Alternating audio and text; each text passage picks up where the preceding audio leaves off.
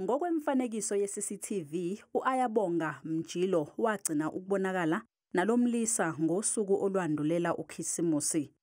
Umndeni wakhe wahlaba umkhosi. Uphenyo lwaveza ukuthi umsolwa nongumphathi wakhe emsebenzini wahamba naye waya emzini wakhe oseNanda besuka esitolo sokudlela eMhlanga.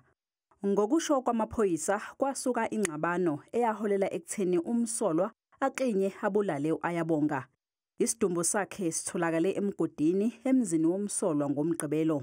Into ebuhlungu ukuthi sesivela ku-TV ngendaba ezingekho zinhle zokulahlekelwa ilunga lomndeni.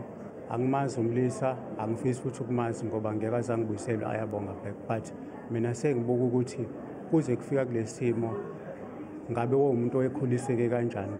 Umsolwa uvele enkantolo ebhekene necala lokubulala, ukuthumba nokuphazamisa ukusebenza kwengalo yomthetho.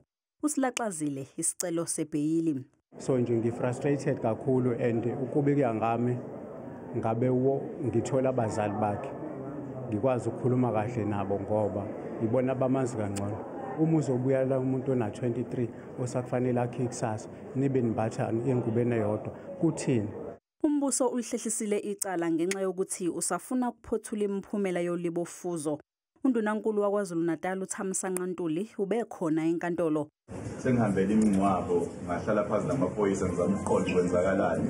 Njengoba namhlanje ngifuna ukubona enkantolo kwenzakalani ukuze masixoxa siya phambili sibe siqonda ukuthi ngabe yini ngafela la okufanele siqiniseke khona.